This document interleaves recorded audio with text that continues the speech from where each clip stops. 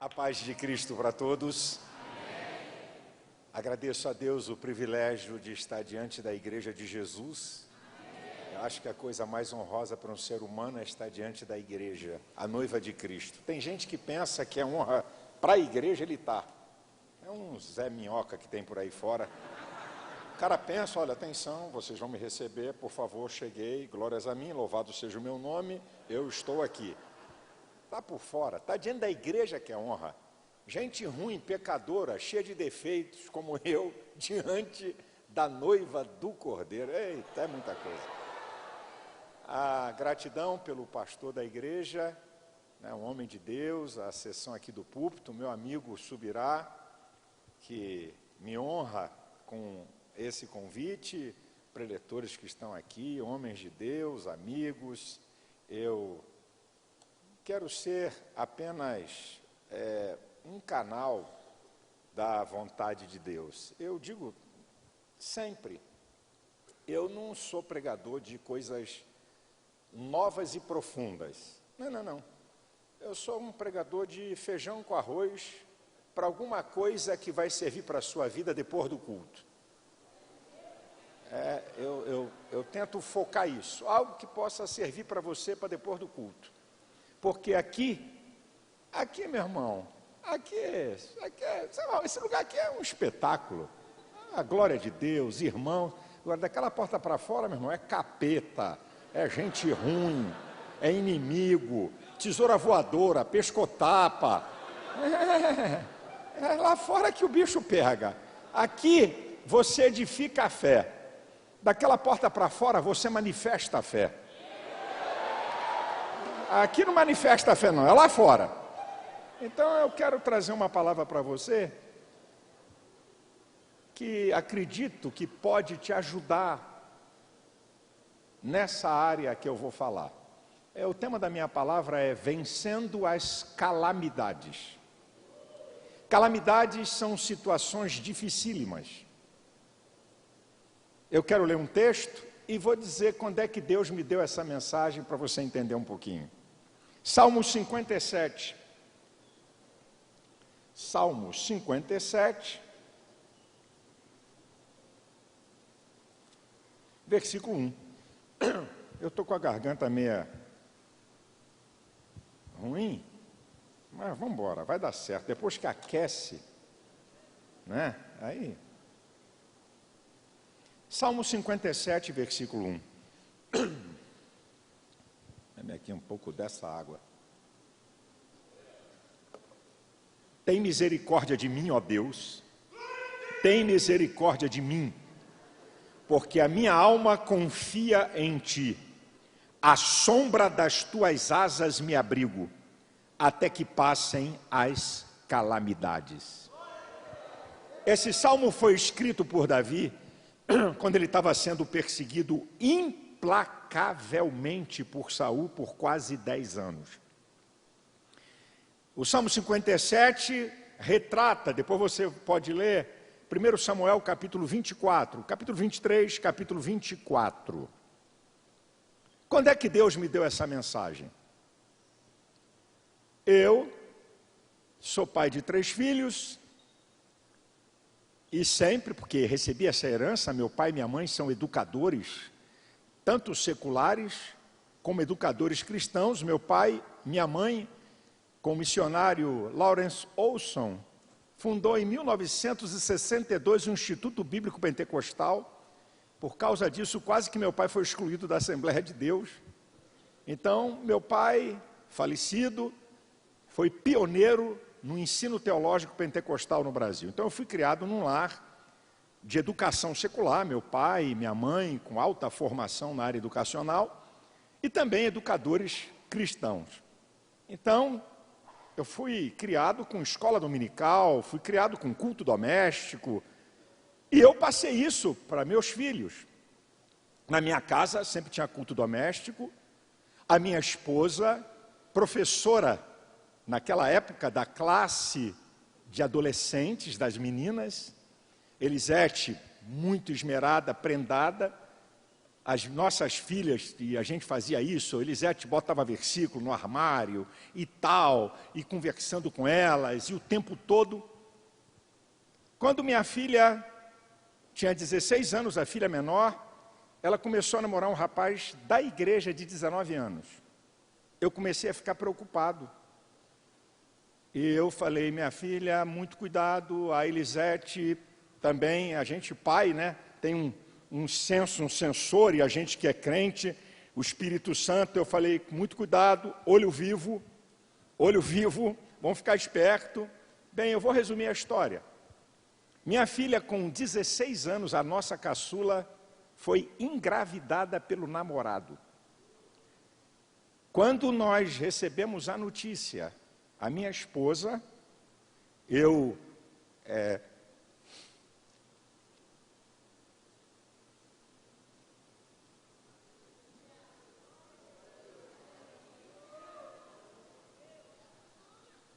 a Elisete deu um grito, tá? Aquele grito profundo da alma que eu nunca tinha ouvido. Poucos dias depois ela teve um surto psicótico, a Elisete. Minha mulher é de uma alta formação, é psicóloga, com vários cursos, e a notícia foi tão violenta para ela suportar que ela teve um surto psicótico. Foi uma calamidade que bateu na nossa casa. A Elisete surtou e a Thaisa grávida. Nesse momento, Deus me deu essa mensagem. Então, eu não estou pregando para você algo que é simplesmente uma mensagem que Deus me revelou, que me deu e que eu não tenho experiência.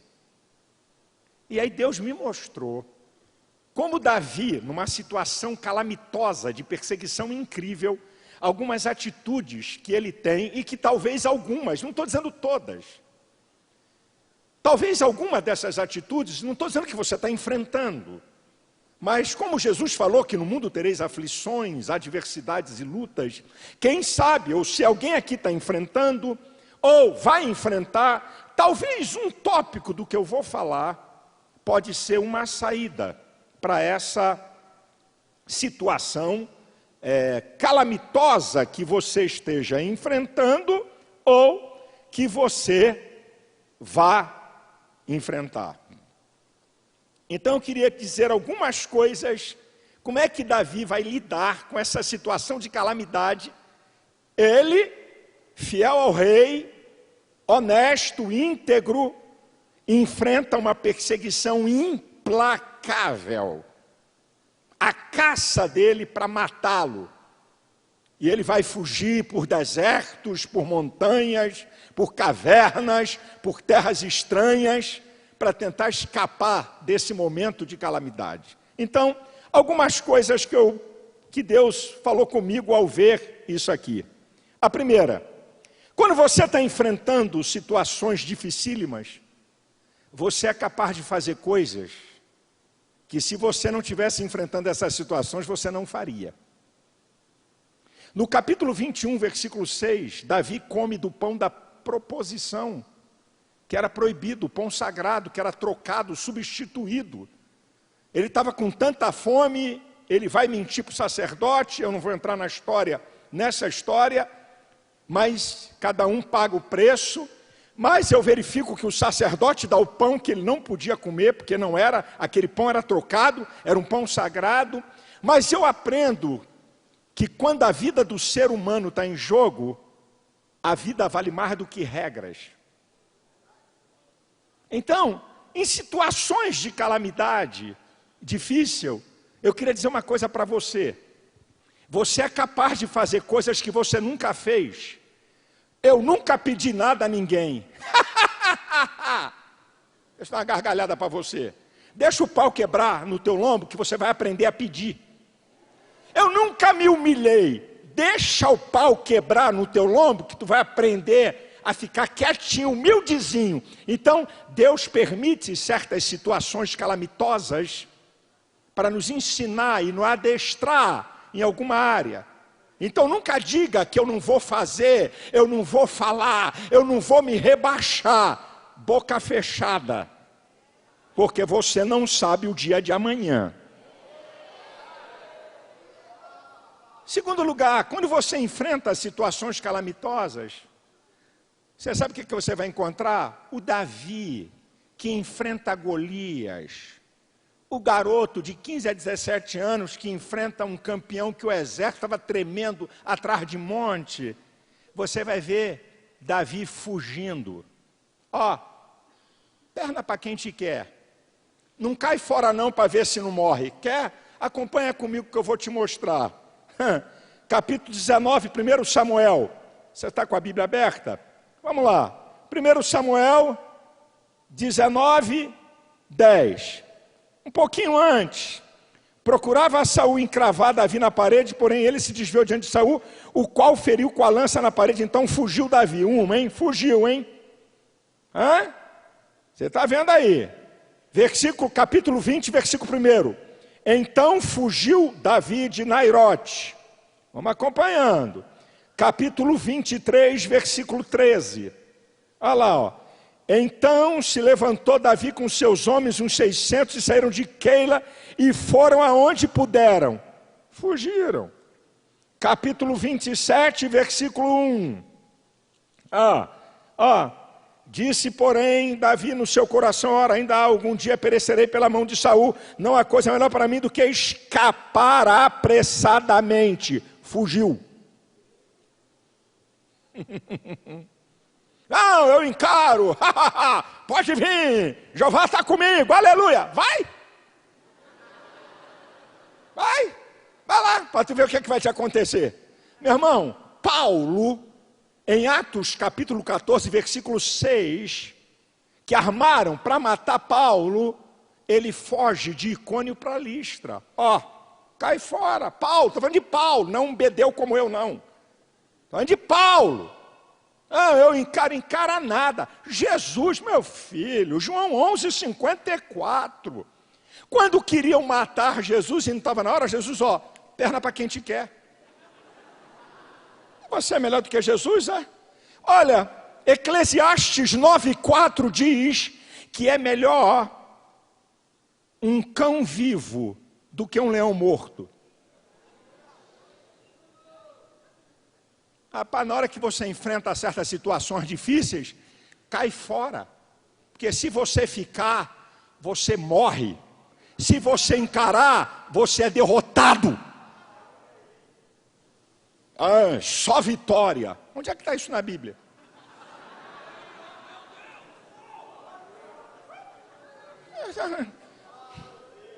Meu Jesus, abençoa teu povo, vai. 3. Fica com a Bíblia, vamos folhear aqui nesses capítulos. Capítulo 21, versículo 12. E Davi considerou essas palavras no seu ânimo e temeu muito diante de Aques, rei de Gade. Teve medo. Davi teve medo. O medo é um mecanismo de defesa do psiquismo humano que te protege. Por que tu não atravessa uma autopista quando o sinal está vermelho? Por quê? Um mecanismo de defesa do psiquismo humano. O medo, se atravessar, pode morrer. O indivíduo que não tem medo tem algum problema mental sério. Eu não tenho medo de nada. Pode chamar o psiquiatra. Que eu não tenho medo de nada, rapaz. Você está maluco? Aqui, com medo. Chegou diante do rei inimigo, teve medo de morrer. Agora, só que esse cabra que tinha medo, ele tinha uma outra coisa que muita gente não entende. Coragem.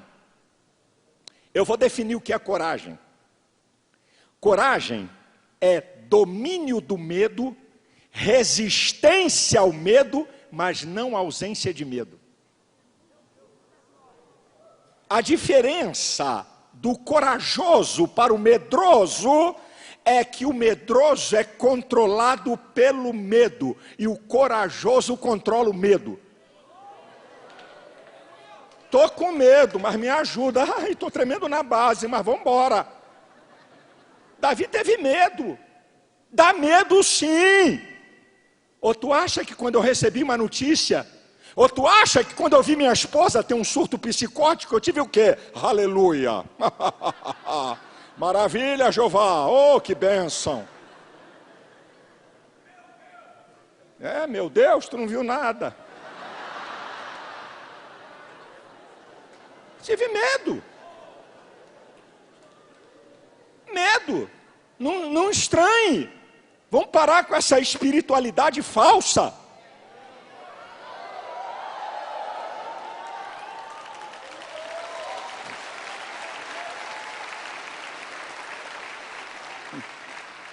Meu irmão, quando você enfrenta certas situações de calamidade, você se passa por algo que você nem é. Quer ver Davi? Meu filho, Davi, 21:13. Lê comigo, meu filho. Está na Bíblia, viu? Está na BIBLA.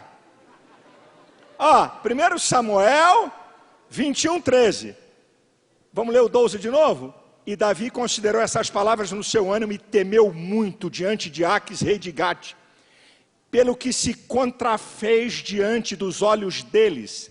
Fez-se como doido entre as suas mãos, engravatava nas portas do portal e deixava correr saliva pela barba. Eita cara danado. Aqui, Davi, o herói. Está aqui, Davi, o cara que enfrenta um campeão invencível e mata. Está aqui,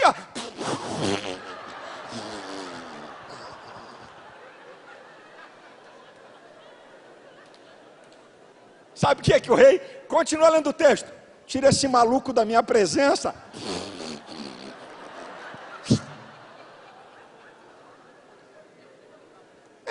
Meu filho. Você se passa, meu irmão. O que adianta tanta empáfia? Não, porque eu, aleluia, glórias a Deus, eu tenho intimidade com Jeová, entendeu? Aleluia. Nada, rapaz. Nada, vem por baixo, se finge de tolo, se finge de bobo, finge que não está entendendo o que estão falando. Aqui, Davi, aqui, se passou por doido. Você já botou saliva pela barba? Ou pela boca? Já cuspiu? Não? Então tu está melhor ainda, irmão. Está aqui, eu estou mostrando a Bíblia, rapaz. Eu não estou inventando, não. Está aqui na Bíblia. Está aqui, é a palavra de Deus. Agora, olha isso aqui que é interessante. Capítulo 22, versículo 1 e 2. Então Davi se retirou dali e se escapou para a caverna de Adulão. Ouviram-no seus irmãos e toda a casa do seu pai, e desceram ali para ele. E ajuntou-se a ele todo homem que se achava em aperto, e todo homem endividado, e todo homem de espírito desgostoso. E ele se fez chefe dele, e era como ele uns 400 homens. Quando você está em situações de calamidade, você habita em lugares que você nem acredita que é habitar, e você vai para o meio de gente que você nem imaginava que um dia era capaz de conviver. Olha onde ele está, na caverna de Adulão, só com miserável, desgostoso, derrotado. Eu vou dizer uma palavra que quando eu vim do hotel para cá, o Espírito Santo falou ao meu coração. Você está morando num quarto, na casa do teu irmão, não é? Você está sendo humilhado, não é? Teve que sair da sua casa. Pastor, estou na casa do meu pai, aquilo é um inferno. Estou casado com mulher e com criança. Perdi tudo, é um inferno.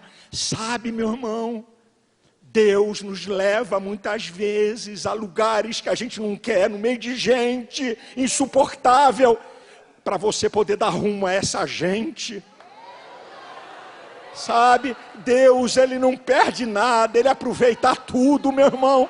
Não reclame não, Deus está te levando a esse lugar, porque você é capaz de dar rumo a essa gente, no meio da calamidade.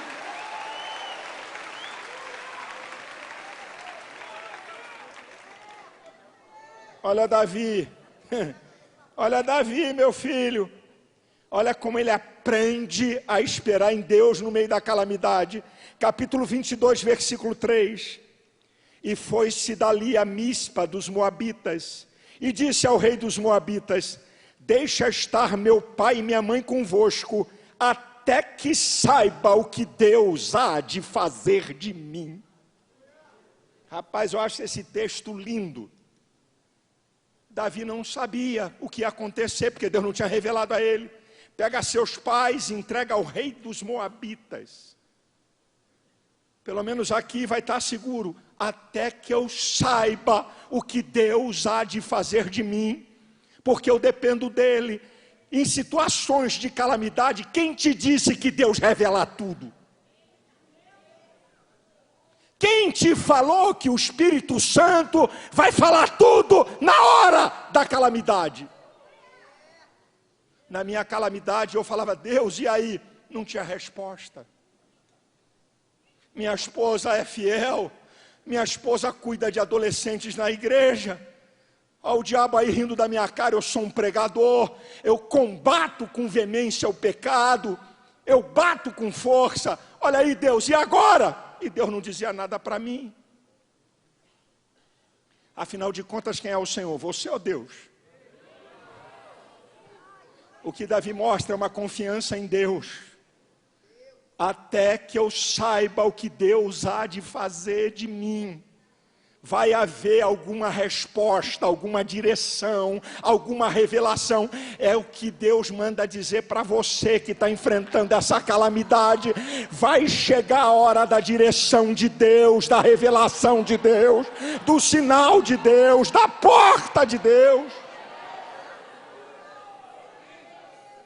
O que eu acho incrível em Davi, sétimo lugar, a sua, sabe, ele não abre 1 milímetro da sua dependência de Deus. Não vou ler, no capítulo 23, Davi pergunta a Deus se ele deve lutar com os filisteus em Keila. Os homens que estavam com ele disseram assim: amigo, aqui em Judá já não é fácil, imagina lá. Aí Deus dá um sinal para ele: vai lá. Ele pede a repetição do sinal. Deus diz: pode ir lá, que eu vou entregar os filisteus nas tuas mãos. Então ele vai e derrota fragorosamente os filisteus. Agora, irmão, olha o que nós fazemos. Como nós tivemos uma vitória num lugar, nós usamos lógica. E Deus não trabalha com lógica. Bem, se Deus me deu uma vitória aqui, contra esses inimigos, esse povo é grato a mim. Então, por lógica, eu vou ficar aqui. Só que Davi não trabalha com lógica, ele trabalha com direção de Deus. Porque se ele trabalhasse com lógica, ele estava morto muito antes do final da sua história. Ele vai perguntar a Deus: devo ficar aqui? Os habitantes de Keila vão me entregar? Deus disse assim: vão, pode cair fora. Se ele usasse lógica, não use lógica. Não venha porque Deus te deu uma revelação aqui, ou te deu uma vitória, que Ele vai te dar a segunda. Pergunte a Ele, dependa dEle. Não tome atitude sem dependência de Deus. Está aqui. Está aqui Davi. Agora olha que coisa interessante sobre esse cara. Capítulo 23, versículo 22. E depois, e diligenciai ainda mais, sabei e notai o lugar que frequenta. Isso aqui é Saul falando de Davi para os seus homens. E quem o tenha visto ali? Porque me foi dito que é astutíssimo, esperto, atento, se antecipa a ação do inimigo. Não é astúcia no sentido mal, é no sentido de ser um cara antenado com tudo que está acontecendo. Rapaz, o pau está quebrando no teu ombro, está igual um lerdo. É uma cobra, é venenosa. Será que ela vai vir mais? Olha aqui Davi, ó. No meio da calamidade, no meio da perseguição, o cara está antenado, está esperto. A crise bateu na tua porta e você está vivendo como se ela não tivesse. Olha, rapaz, fica esperto. Perceba. Veja. Aqui Davi, ó. No meio da calamidade, não está lá. Ai, meu Deus. Por onde ele vem? Vem para lá, vamos embora. Tá aí, tá aqui. Lê o texto. Está no deserto de Maom. Está no deserto de Zif. Significa refino. Está lá no deserto de Zif. Está no deserto de Zif. Quando Saul chega, está no de Maom. Já mudou. Ágil. Atitude. Não fica chorando aí por causa da tua calamidade não, irmão. Agora olha que coisa linda, se a gente entendesse isso. Entendesse não, cumprisse. Davi era submisso aos princípios de Deus. Não negociava princípios. Olha aqui, ó. Vamos ler? Eu quero que você leia. Capítulo 24, acompanha. Capítulo 24, do versículo 4 ao 6. Então os homens de Davi lhe disseram: eis aqui o dia do qual o Senhor te diz: eis que te dou o teu inimigo nas tuas mãos, far-lhe-ás como te parecer bem aos teus olhos. Levantou-se Davi mansamente e cortou a orla do manto de Saul. Sucedeu, porém, que depois o coração doeu a Davi por ter cortado a orla do manto de Saul, e disse a seus homens: o Senhor guarde de que eu faça tal coisa a meu Senhor, o ungido do Senhor, estendendo eu a minha mão contra ele, pois é ungido do Senhor. Capítulo 26, a história se repete. Ó, Saul na mão dele, hein? A calamidade, o fator da calamidade na mão dele. Capítulo 26, versículo 8 e 9. Então disse Abissai a Davi: Deus te entregou hoje nas mãos o teu inimigo. Deixa-mo, pois, agora encravar com a lança de uma vez na terra, e não o ferirei a segunda vez.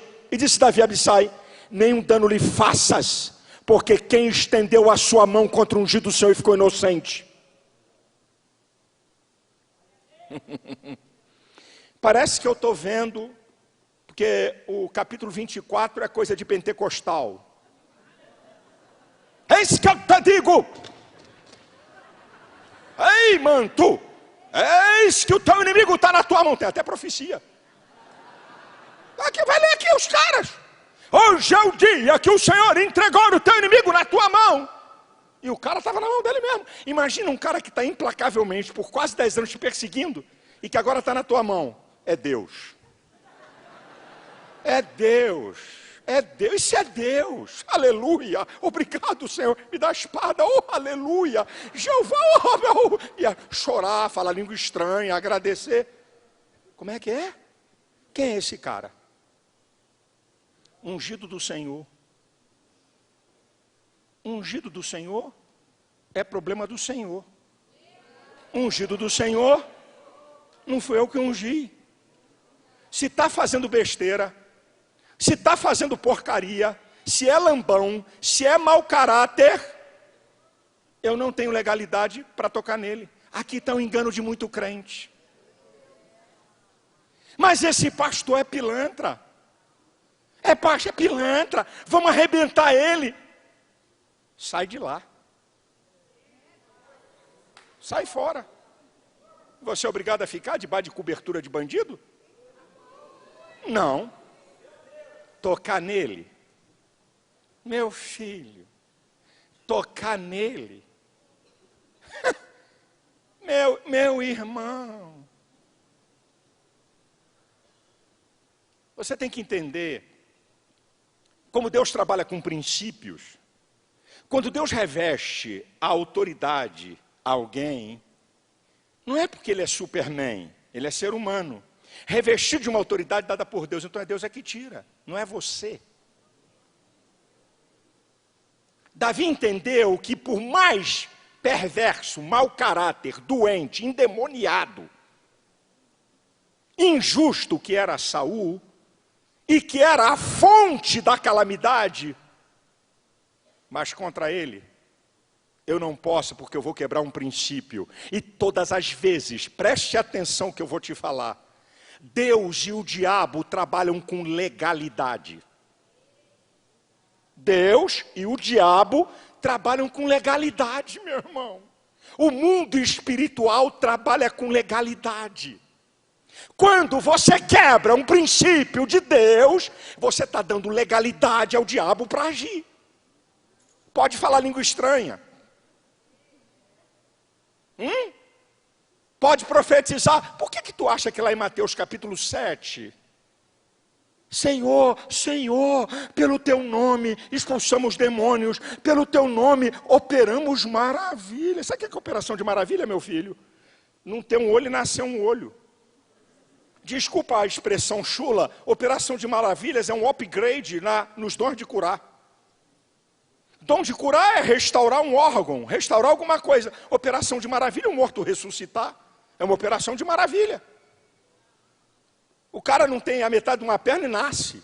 Tu já imagina hoje, no nosso dia, um cara que profetiza, que expulsa demônios e que opera maravilhas. É de Deus. É de Deus, isso é de Deus. Aí Jesus vai dar uma palavra. Ei, sai fora. Apartem-se de mim. Vocês praticam a iniquidade. Quebrou um princípio. Pode operar maravilhas. Pode profetizar. Você quebrou um princípio. Você está à mercê das leis de Deus e à mercê do mundo espiritual de Satanás. Davi entendeu isso. Davi entendeu que havia uma questão de legalidade, de princípio. Nesse cara eu não toco. Mas eu vou dizer uma coisa para vocês. Olha o que Davi vai dizer. Davi vai dizer um negócio no 26, tá? No versículo 10. Olha a convicção dele. Disse mais Davi: vive o Senhor, que o Senhor o ferirá, ou o seu dia chegará em que morra, ou descerá para a batalha e perecerá. Eu estou dentro da legalidade de Deus. Ele não. Ou ele vai morrer, porque chegou o dia dele, ou Deus vai matar, ou se ele vir para a batalha, cara a cara comigo, ele morre. Porque eu estou na legalidade. Eu estou no princípio. Olha a convicção dele. É isso que você tem que entender. Não é porque você está atravessando uma calamidade na tua vida que você vai quebrar princípios. Lembra do pão da proposição que ele comeu? Lembra que ele mentiu o sacerdote? Vai ver o que custou.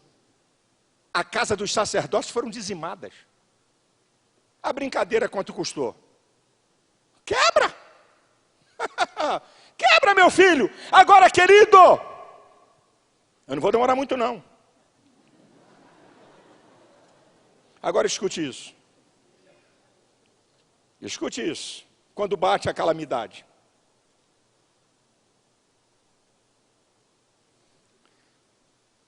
E quando não tem mais saída? E quando todas as portas se fecham? E quando não tem resposta? Vamos ver? Lembra que ele está fugindo há quase 10 anos? Capítulo 23, do versículo 26 ao 29. Vamos ver. Olha que coisa interessante. E Saul ia desta banda do monte, e Davi os seus homens a outra banda do monte. E sucedeu que Davi se apressou a escapar de Saul. Saul, porém, os seus homens cercaram Davi. E os seus homens para lançar mão deles. Então veio um mensageiro a Saul dizendo: apressa-te e vem, porque os filisteus com ímpeto entraram na terra. Pelo que Saul voltou de perseguir a Davi e foi ao encontro dos filisteus. Por esta razão, aquele lugar se chamou Selá, Ramalecote. O que acontece quando não tem mais saída? O que acontece quando a calamidade, a situação difícil, fecha todas as portas? Então recebe aí, meu filho. Deus providencia uma saída. Sabe por que Davi chamou aquela pedra de Selá, Ramalecote? Pedra de escape. Quando Saul ia botar a mão em cima dele, que não tinha mais jeito, fugiu.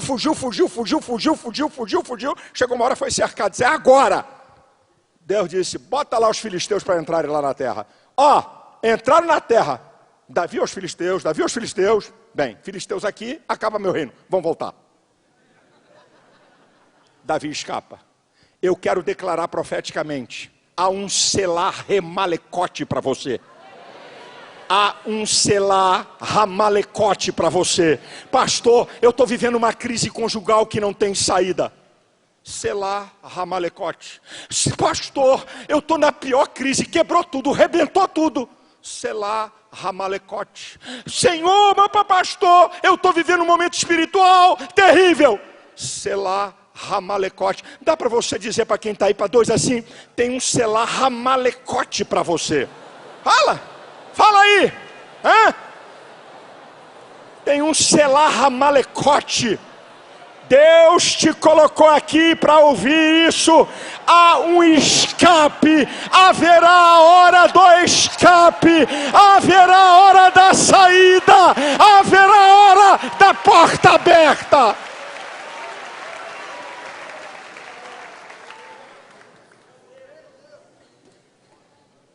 Você deve estar curioso sobre a minha filha.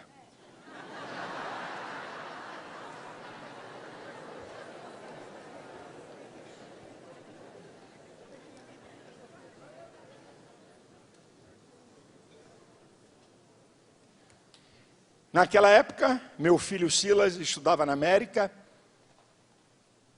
e muita gente da igreja pensou que eu ia mandar minha filha para os Estados Unidos para esconder a gravidez dela.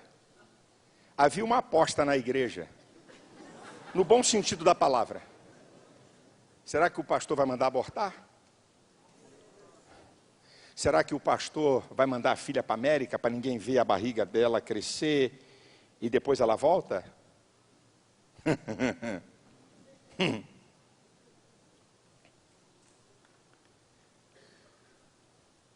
Eu disse para minha filha, deixei acalmar.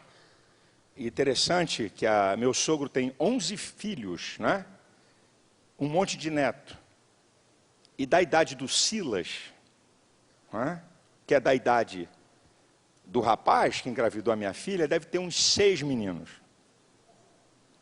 Então eu soube assim, por acaso, que eles estavam preparando uma cilada para o rapaz, para quebrar o cara. Todos membros da igreja. Os 6 membros da igreja. Tudo crente em Jesus. Eu mandei chamar os meninos e falei, se alguém encostar a mão nele, vai ser excluído daqui. Gostaria de informar os senhores. Eu não estou precisando de ajuda de pirralho. Fica cada um na sua, que isso não é problema de vocês. Quando acalmou um pouco a situação, eu mandei chamar o rapaz.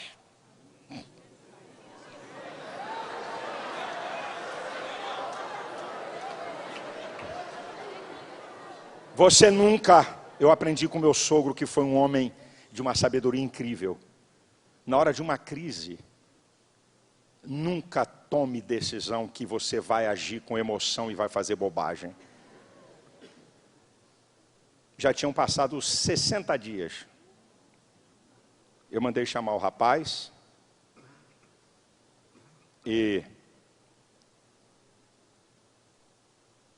quando ele chegou, que ele entrou na sala, eu falei para ele assim, eu vou dizer para vocês o que eu falei, porque não tem motivo de esconder, eu não deixei de ser humano. Eu disse assim para ele, queria dizer para você que a tua sorte é porque eu sou crente. Não é porque eu sou pastor. Porque se eu não fosse crente, eu mandava te matar. Porque um cara maior de idade, que pega uma garota menor... E outra, você não violentou minha filha. Se isso aconteceu é porque ela consentiu também. Ela não é criancinha. Mas, na lei dos homens, não querem saber se a garota consentiu. A mesma lei moral que denigre a mulher quando ela é engravida, é a mesma lei moral que pune o homem quando ele viola uma mulher. Aí eu disse para ele, a tua sorte é que eu sou crente. Eu queria dizer isso para você, cara. E como eu sou crente, não é pastor, eu tenho que te perdoar e eu tenho que te amar. Então, número 1, eu vim aqui para te perdoar. Agora 2, a minha segunda pergunta que eu vou fazer para você. O teu ato foi apenas um ato de paixão, tá? Garoto novo, ultrapassa limites do namoro, ultrapassa limites do namoro, porque eu não encontro permissão na Bíblia para prática sexual fora do casamento. A minha filha foi excluída da igreja. Lá nós não negociamos pecado. Não tem negócio de encobrir pecado. Ela foi excluída da igreja. E depois teve que ir lá na frente, como é nosso praxe, vem aqui na frente para se reconciliar. E tem que ir na frente na igreja para se reconciliar. É uma cultura da igreja que hoje eu sou o pastor, naquela época eu não era. A minha filha foi excluída, não tem negócio, não negociamos pecado. Não tem negócio, eu falei, foi um ato prazeroso e tal. Você ama minha filha ou foi só paixão? Eu queria só... Seja homem, se você não é até aqui, pelo menos agora seja. Falei para ele, seja homem pelo menos agora para mim. Aí ele tem uma voz, ele é descendente de russo, o pai dele é russo, obreiro da igreja. Ele falou, não pastor, eu amo sua filha. Ah, você ama? Você ama minha filha? Bem, então se você ama minha filha, você vai casar com ela. E você vai assumir a criança. Sim, senhor, pastor, eu quero casar com ela. Ah, ok. Fica quietinho aqui. Fica quietinho aqui. Liga para minha casa. A Elisete estava com a Thaísa. Eu falei, bota a Thaísa na linha. Falei, Thaísa, o que aconteceu? Foi só uma paixão? Ou você ama esse rapaz? E aí, vocês erraram. E minha filha é a que mais se parece comigo. A menor. Ela disse, ô pai, eu não quero nada seu, eu vou morar na favela com ele.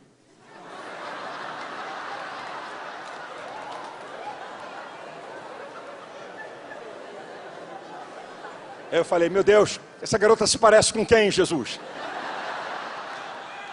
Eu amo sim, vou casar com ele e vou morar até na favela. Falei, ok, obrigado, tá bom. Pode ligar o telefone. Eu falei, amigo, daqui a 30 dias é teu casamento. Sim, senhor. Ele, mal acostumado com o pai, que o pai foi mal acostumado pelo avô dele, gente que tinha recurso. Eu falei, você vai vir trabalhar aqui na minha empresa. Eu vou te ensinar a ser homem. Porque homem não é só que tem genitália, não. Isso aí não significa que seja homem. Eu falei, eu vou te ensinar a ser homem. Você vai trabalhar no depósito. Você vai começar no depósito. Ok? Da editora. Chamei o chefe do depósito e falei assim, teu emprego está em risco. O que é que foi, pastor? Eu vou botar o camarada que vai ser meu genro para trabalhar. Eu quero que você massacre.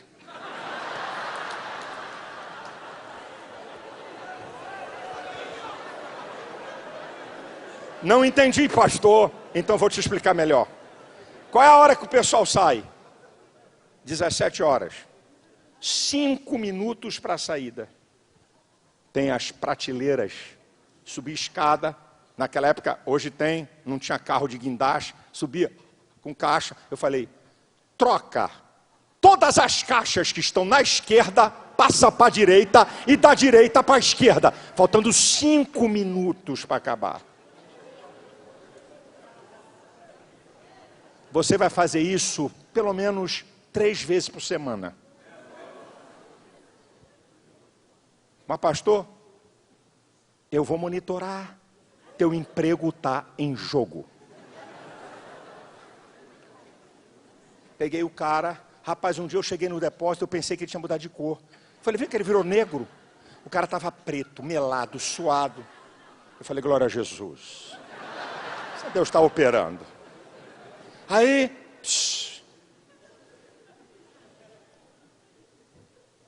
nós vamos fazer uma festa. Porque eu não quero marcar a tua história pelo teu erro. Nós vamos fazer uma festa de casamento. Você vai entrar vestida de noiva com barriga de 3 meses e meio. Não vai esconder, não vai amarrar cinto. Amarra. Não vai prender respiração. Você vai entrar, eu vou dar uma festa. Porque eu não quero que amanhã a sua história seja marcada porque você errou. Eu disse para ela, minha filha, Deus é especialista de transformar caos em bênção. E Deus vai transformar isso. Nós fizemos um casamento muito lindo. E eu me lembro que na festa, muitos irmãos da igreja disseram, pastor, que lição o senhor está dando? O senhor não mandou a sua filha para fora. A sua filha foi excluída da igreja. A sua filha está aqui. E o senhor está dando uma festa. E eu peguei no final do casamento e disse, Deus é especialista em transformar caos em bênção. Minha filha mandou uma cartinha depois para mim. Eu vou mostrar como tem Selah Hamalecote e como Deus transforma caos em bênção. Solta esse videozinho pequeno aí, por favor. Pai, quero te pedir perdão por tudo. Me sinto muito triste e envergonhada por isso. Mas te peço perdão mais uma vez. Não planejei isso em momento nenhum. Vocês sempre me ensinaram certo, mas eu falhei e vocês não têm culpa de nada. Perdoe de coração. Eu amo o Alex, deixa eu casar com ele. Erramos feio, mas sei que Deus transformará caos em bênção. Amo muito você. Thaís Malafaia.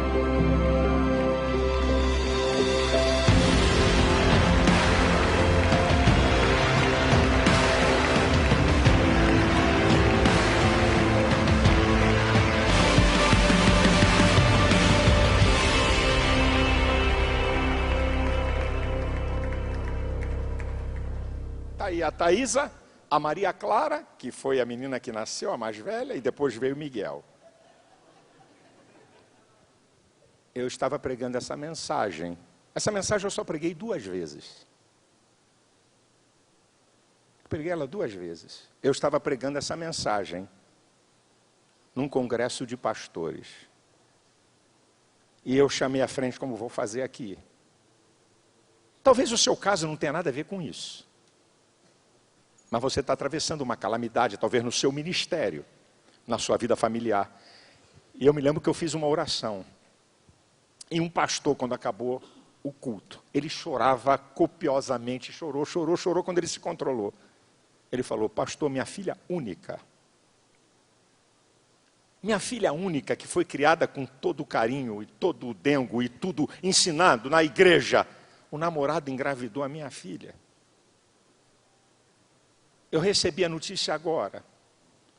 E eu botei no meu coração, eu vou comprar uma arma e vou matar esse cara. Quando eu saí para comprar a arma, eu vi a propaganda que o senhor ia estar aqui em Orlando pregando. E o Espírito Santo falou, vá lá ouvir antes de comprar a arma. Na América, a coisa mais fácil é comprar uma arma. Ele é cidadão americano. E ele entrou na igreja e eu preguei. Ele falou, pastor, o senhor está me livrando da minha calamidade. Porque além do erro da minha filha, eu ia matar o cara. Porque eu sei quem eu era antes de ser pastor. E que não deixava isso passar. E o diabo botou no meu... Você não deixa isso passar. Você não deixa isso passar. Eu estou falando isso aqui, é uma palavra tão simples. E também por um outro motivo, meu irmão. Para você não pensar que pastor é Superman. Para você não pensar que pastor não passa o que você passa. Para você não pensar que pastor não enfrenta a adversidade que você enfrenta. Para você também saber que pastor passa por calamidade. Para você também saber que isso faz parte de um processo de Deus. A matéria mais difícil da escola da vida chama-se adversidade, mas é a única que nos faz crescer. A igreja de pé, por favor. Eu queria fazer uma oração.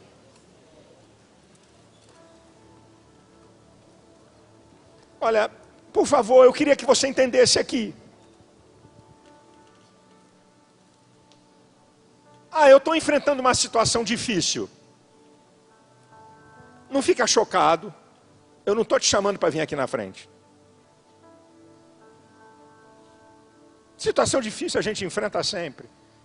Situação dificílima, que é uma calamidade, é uma catástrofe para a sua vida. Não sei qual é a área. Eu queria orar por você.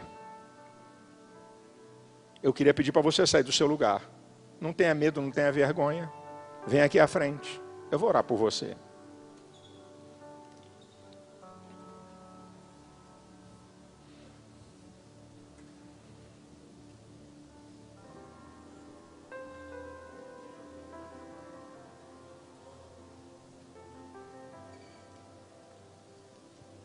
Eu sei que aqui vai ter muitas mensagens profundas, pentecostais, já teve uma extraordinária ministração.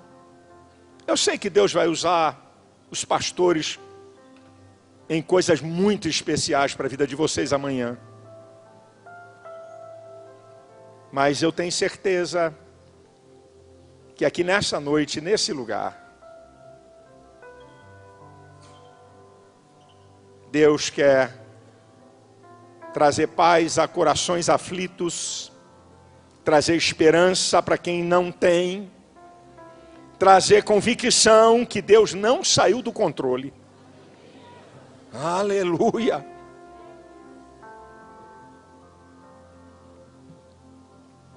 Talvez a sua situação calamitosa é com um filho, é com uma filha, é conjugal, é espiritual, é financeira, é perseguição. Ei, queria te informar, eu só contei uma, hein?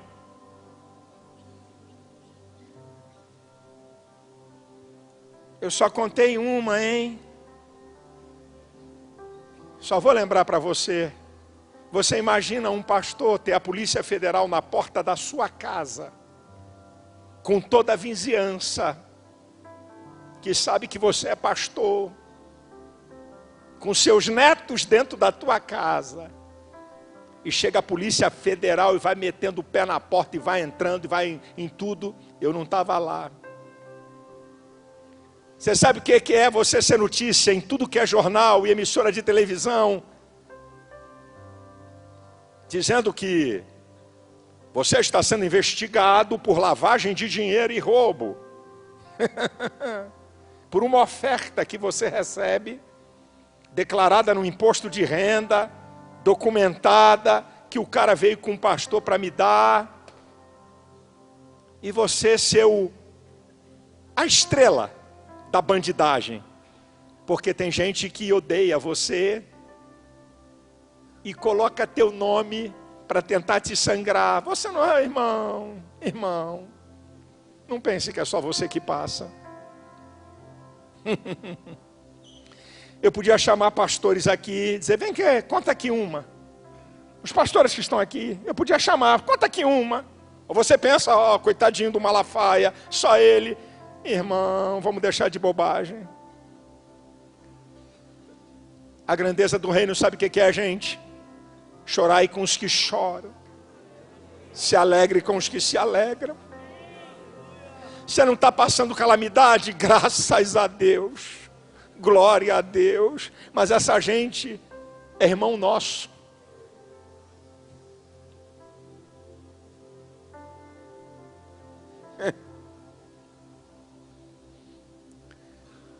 A minha esposa levou 3 anos.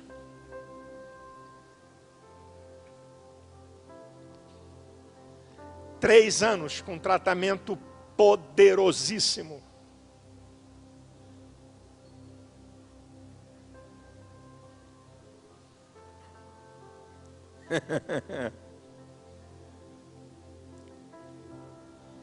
Mas sabe o que é que eu digo para você? Deus é bom. Deus é bom. Eu e minha esposa não saímos enfraquecidos disso. Nós não saímos enfraquecidos desse negócio. Quanta gente nós pudemos ajudar. Quanta gente a Elisete pôde tratar. Tem um texto na Bíblia, eu vou encerrar com ele, que é incrível, que é 2 Coríntios capítulo 1, versículo 3 e 4. Bendito seja o Deus e Pai de nosso Senhor Jesus Cristo, o Pai das misericórdias, o Deus de toda consolação, que nos consola em toda a nossa tribulação, para que possamos consolar os que estiverem em alguma tribulação, com a mesma consolação que de Deus mesmo somos consolados. Deus vai consolar você que está aqui na frente. Vai ter um escape para você ser instrumento de Deus para abençoar outras pessoas. Estende a sua mão. Senhor, na sombra das tuas asas eu me abrigo, até que passem todas as minhas calamidades. Eu quero dizer que vai brilhar dia na tua vida. A tua vida não vai ser só noite e não vai ser só calamidade. Deus está te fortalecendo, te treinando para coisas maiores. Vem saída de Deus, vem milagre de Deus, vem resposta de Deus. Eu declaro a tua vitória. Receba paz, receba conforto, receba alegria, receba restauração. Em nome de Jesus, em nome de Jesus. Amém e amém.